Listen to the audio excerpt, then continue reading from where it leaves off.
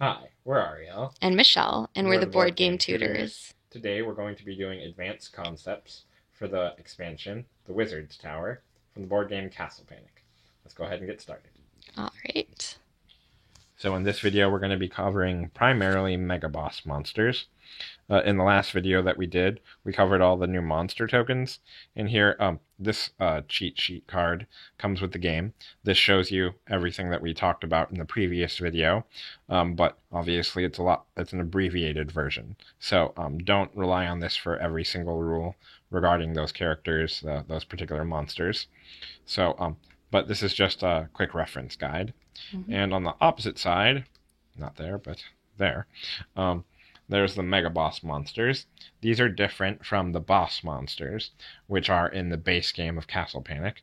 The boss monsters, obviously, there were 4, I believe. I don't remember them all off the top of my head. But the Goblin King, the Orc Warlord, the Troll Mage, and the Healer. Mm-hmm. And also, in this version of Castle Panic the Wizard's Tower, the Conjurer also counts as a boss monster. Mm-hmm. Those are basic boss monsters. These are the mega bosses. And so first we're going to start out with how you set up mega boss monsters at the beginning of each game. Mm-hmm. Okay, so you'll have already done all the setup as described in the rules.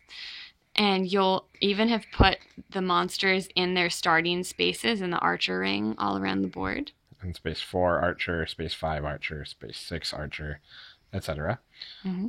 Mm-hmm. Then you're going to take these things. They're called Harbinger tokens. You can tell them the rest of them, the tokens in the game, because they all have completely solid wood backgrounds, brown backgrounds. Mm-hmm. And then they say the name of the mega boss monster that they represent. Mm-hmm. So the purpose of these tokens is that the mega bosses all have special shapes, as you can see here.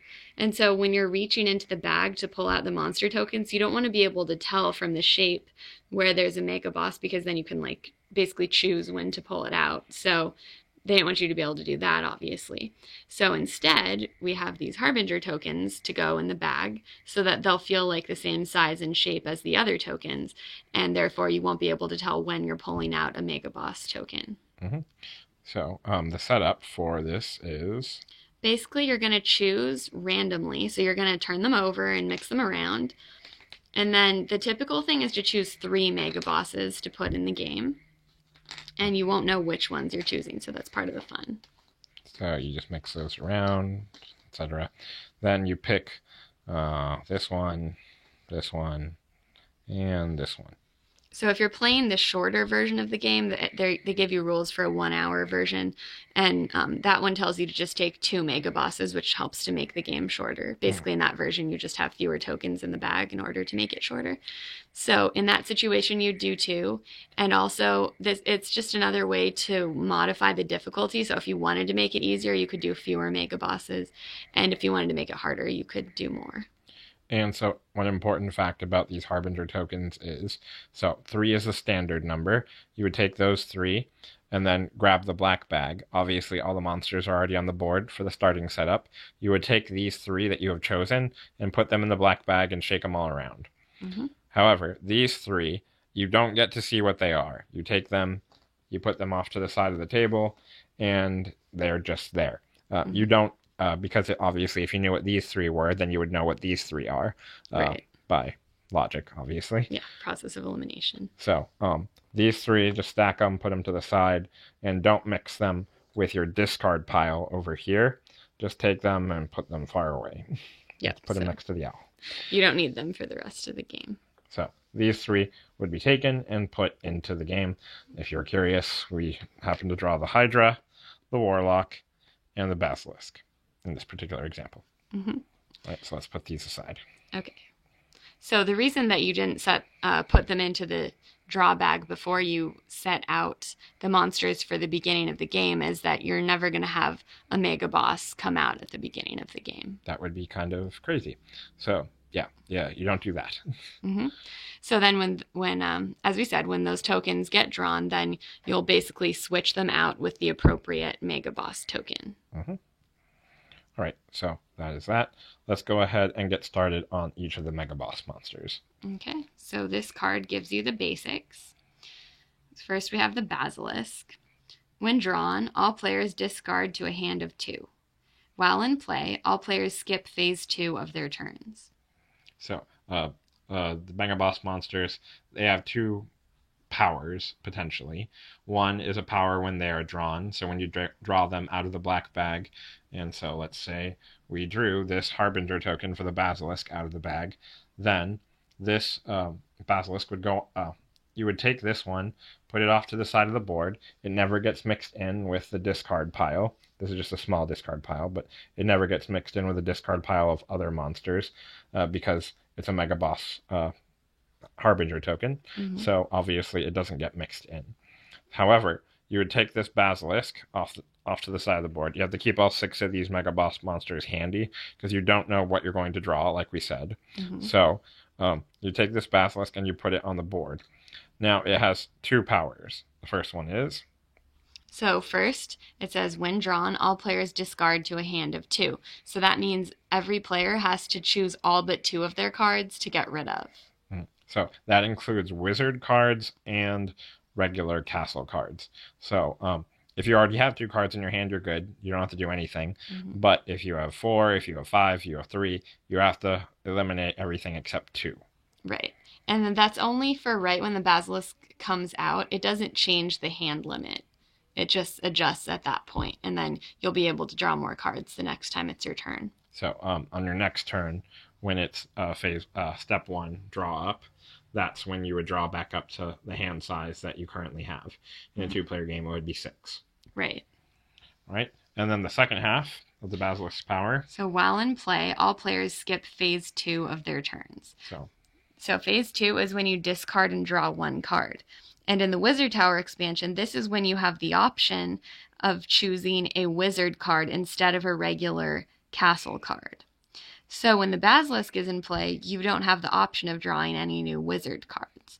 If you have wizard cards in your hand, you can use them, but you're not going to be able to take advantage of the step where you discard something you have, and then you can either draw a wizard card, or a regular castle card. So you'll have to skip that phase while the Basilisk is on the board until he's destroyed.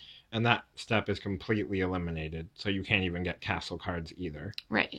All you can do is skip to step 3, which is trade cards with your fellow players. Right. So obviously, pretty bad. You can't get extra castle cards, or you can't get more castle cards that are more attuned to your situation, right. Or wizard cards that can help you out of a bind. So the Basilisk, as you can see, it has 5 hit points. It's a pentagon shape, so obviously it's going to start out with the 5 facing towards the castle. Every time it's hit, it goes down by 1. Right. So that's that. And when the Basilisk dies, you don't put it in the discard pile. It is just... You just put it back with the other Mega Boss monster tokens. Right. So that was the Basilisk. Okay. Then we have the Chimera. When drawn, the Chimera breathes fire. While in play, move 1 space counterclockwise, 1 space toward the castle, and then breathes fire. Okay. So you want to go over the when drawn ability, Michelle? Yeah. Okay. So you take the Chimera out. You figure out where he goes on the board by rolling a die. And then you place him there. And then he breathes fire at the nearest structure, right? Yeah. So if there's a wall ahead of him, then you basically place a flame token on that wall. Right. So that you would put one flame token on that wall. And as we spoke about before, fire does not hit monsters in the interim. Right. Yeah. It just goes straight to the wall, or if there was no wall, straight to the tower, etc. If there's no structure in front of him, then there wouldn't be anything to catch on fire. Obviously, if the structure has 1, 2 flame tokens, and then you add a 3rd from the Chimera breathing fire when it is drawn, then this structure is now destroyed. So that's the beginning, when drawn ability of the Chimera. What's the rest of it? Okay, so then while he's in play, this is the way he moves. This is what's special about him. He moves 1 space counterclockwise and then forward, and then he breathes fire whenever he does movement.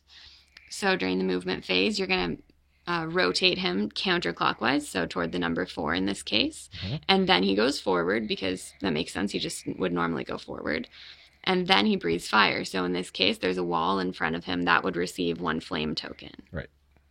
So that is that. Mm-hmm. And so he'll continue to do that. On the next turn, he'll go counterclockwise again to 3. Then he'll go forward, then breathe fire again.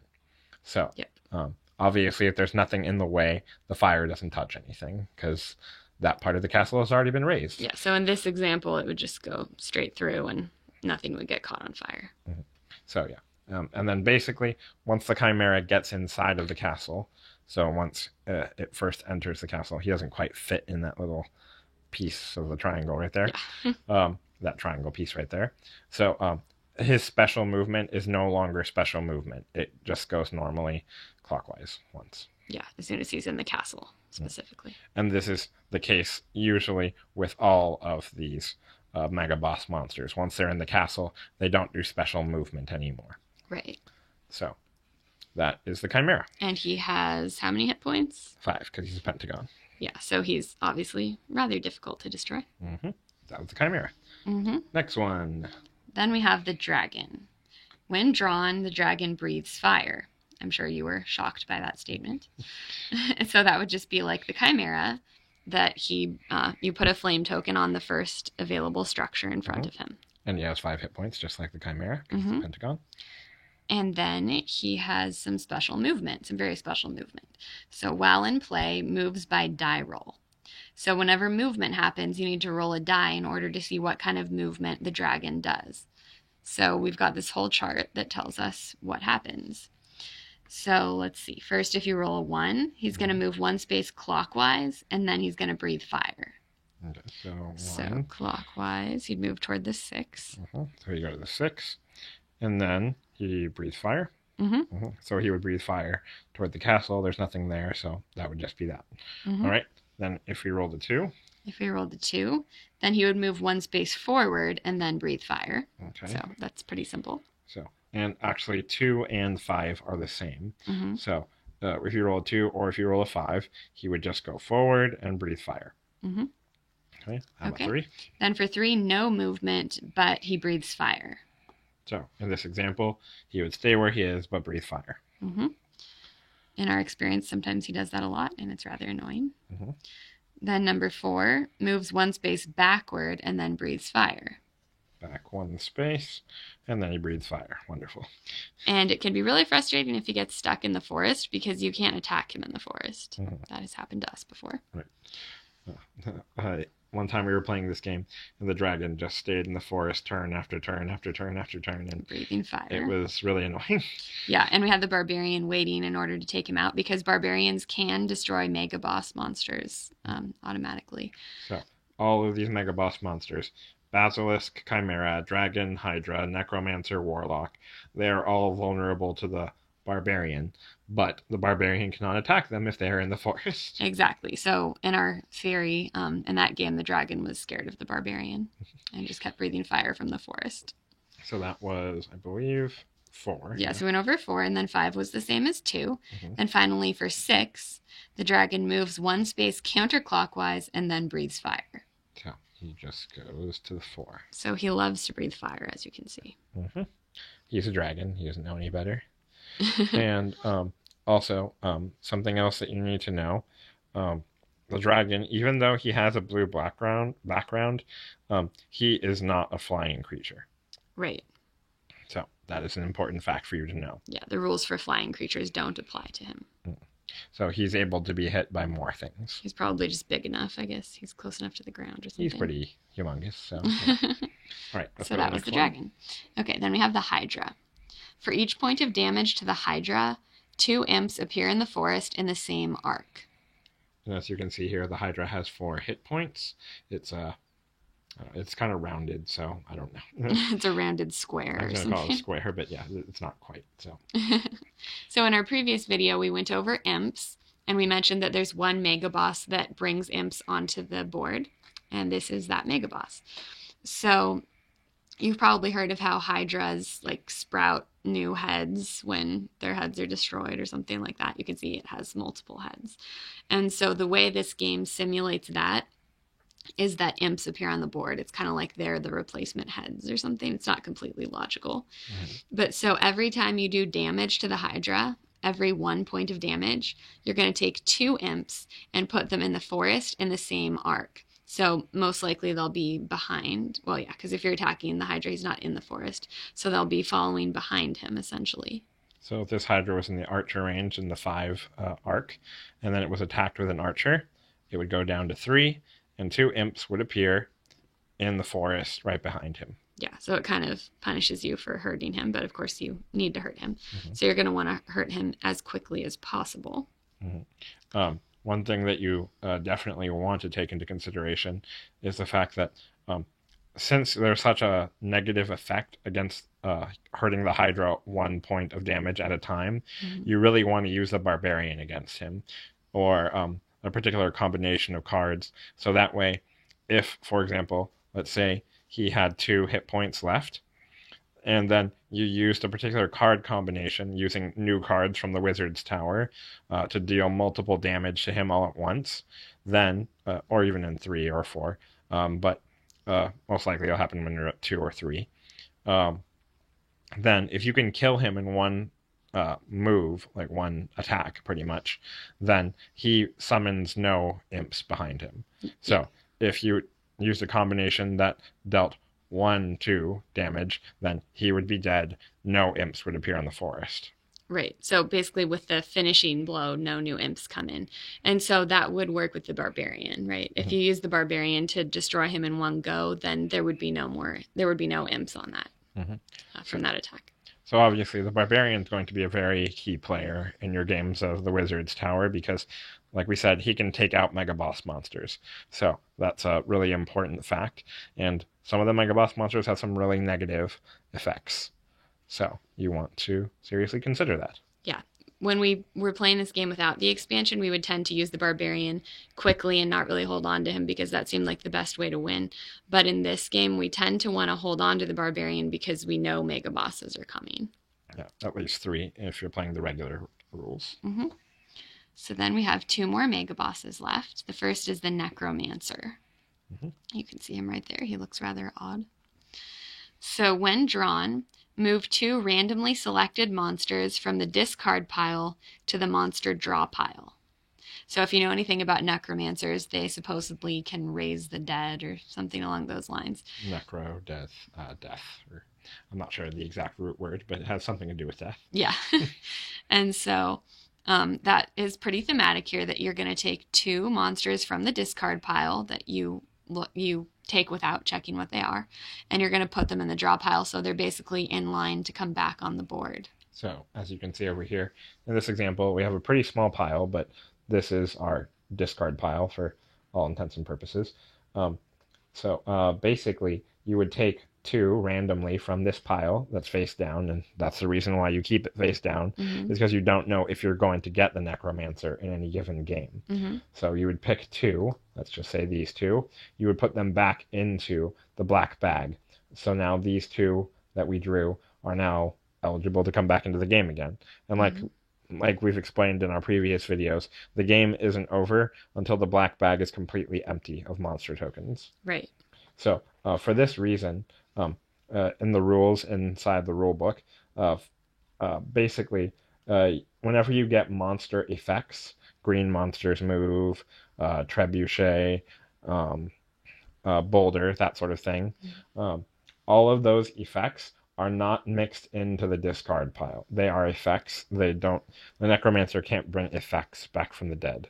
Right. So effects basically should be in their own separate discard pile, so that way you don't have a problem at this point when you're needing to transfer monsters to the draw pile. So basically, you need to have a distinct monster discard pile where monsters that have died go.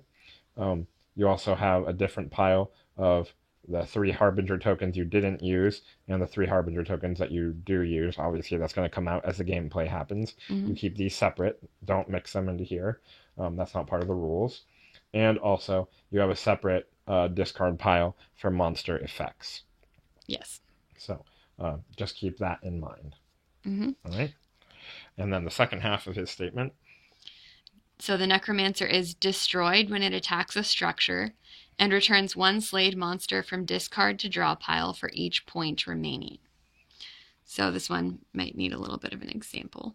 Yeah. So when the Necromancer gets to the wall, he automatically dies, no matter how many hit points he had left. And he has no special movement, so he just goes forward each turn. Mm-hmm. And the wall is destroyed. Mm-hmm. But the special thing here is you're going to check and see how much life he had left when he hit the wall. So in this case, he has 2 because that's what's pointing toward the castle. Mm-hmm. So that means 2 monsters from the discard pile over here will come back into the bag.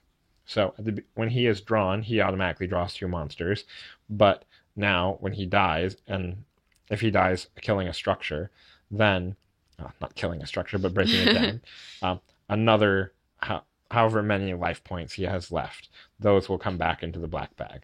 Right. So in this case, he had 2 life left, so 2 got transferred. Mm-hmm. So we grab 2 and pull them and put them back in the bag.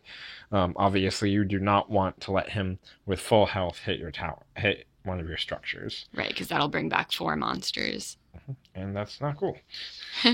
And keep in mind, there won't be any Mega Boss monsters that come back in this manner because they don't go to the same discard pile. Yeah, all the Harbinger tokens, they are separated from the regular discard pile, which is over here. Right.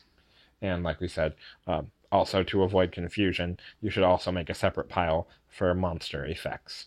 So probably don't put them right next to each other. Or if you want to, you could put the monster effect tokens here face up. Right. That would help you keep them separate. And obviously, because you don't know if that Necromancer is coming in any particular game of Wizard's Tower, you want to keep all your monster discard face down. Mm-hmm. So that way you're not like peeking and like, oh, that one, well, that's a weak guy. Okay, I'll grab him. And also, as we explained in our previous video, imps are always on their own pile. So you have several separate piles, basically. Mm-hmm. Okay, that was Necromancer. Mm-hmm. And then finally we have the Warlock. I tend to confuse these guys a bit, but they are 2 somewhat different things. Yeah. So the Warlock, when drawn, all players discard 1 wizard card. So basically, each of you needs to check the cards that you have, and assuming that you have wizard cards, choose one of them to discard. If you don't have any wizard cards, then obviously you can't do this. Mm-hmm. And then while in play, he's unaffected by wizard cards and moves to the arc number rolled and 1 space toward the castle. So this is basically talking about 2 different things here. You can't attack him with wizard cards.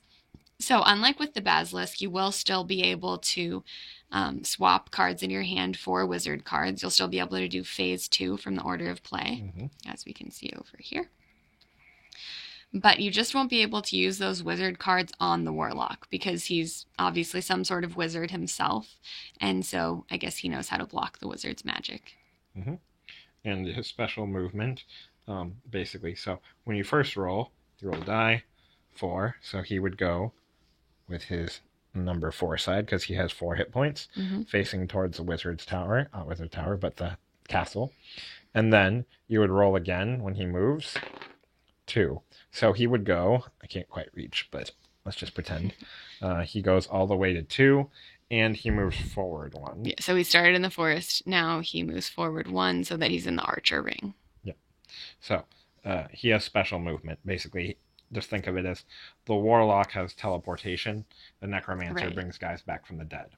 Right. So he moves specially according to die rolls. Mm-hmm. Okay, so let's go ahead and take that Warlock back into our hand. Okay. And yeah. So those were all the Mega Boss monsters. Now just 3 quick points that we want to touch on really fast.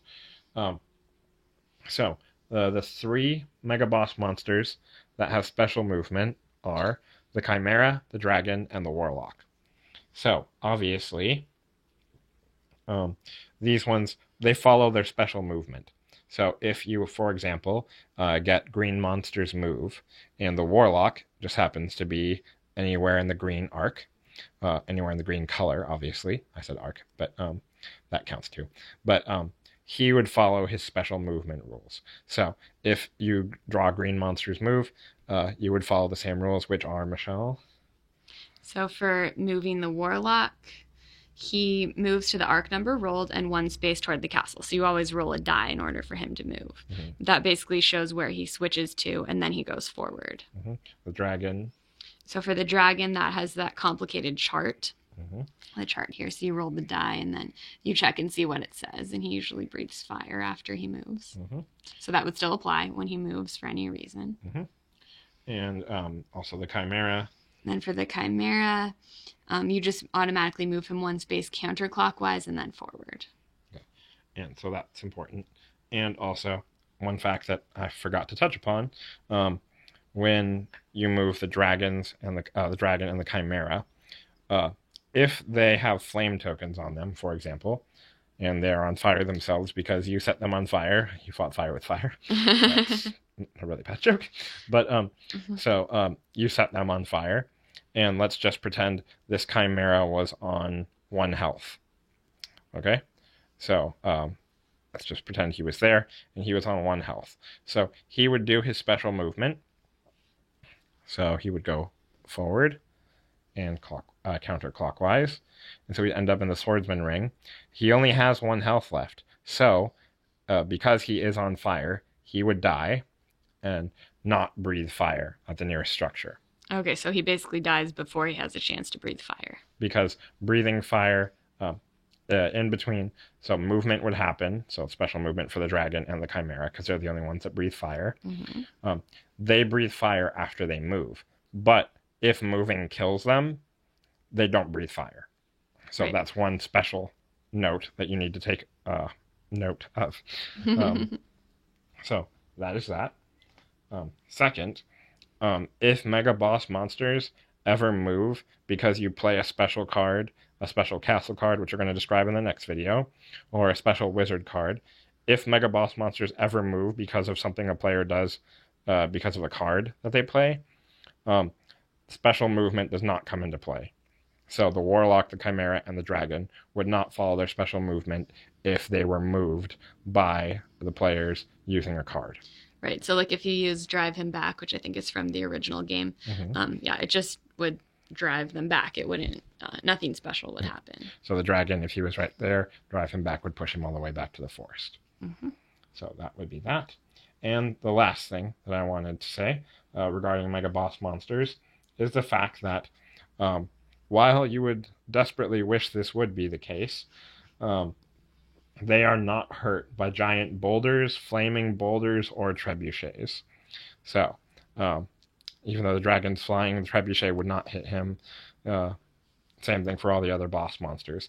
All the other monsters, however, trolls, climbing trolls, ogres, all the regular ones would be hit by regular boulders and flaming boulders. Flying monsters, not the dragon, but other flying monsters like the phoenix and the gargoyle would be hit by trebuchets, but only if they're in the arc that the trebuchet is fired in. Right. I don't know why bad guys who are stupid and throwing boulders and trebuchets in random areas would have a trebuchet. It seems too complicated for them to use. But yeah, so these Mega Boss monsters are invulnerable when boulders in any shape or form come at them. So that is that. However, regular boss monsters, including the Conjurer, the Goblin King, the Orc Warlord, the Troll Mage, and the Healer, they are all killed by boulders and the like. Obviously not trebuchets because that's in the air. So those were all the Mega Boss monsters in this expansion, the Wizard's Tower. Here's the cheat sheet for you, so you can reference things really easily. Yes, you'll find that in the game. And yeah, we hope you guys enjoyed the content of this video. If you would like more regular updates from us, please subscribe to our channel on YouTube, The Board Game Tutors. Give us a like, subscribe, or check us out on BoardGameGeek.com under the username The Board Game Tutors. That's one word. And yeah, we appreciate all your feedback, comments, clarifications, questions. And yeah, thank you guys so much for watching the content in this video. All right, thanks so much. We'll see you in the next video. All right, bye everybody. Bye.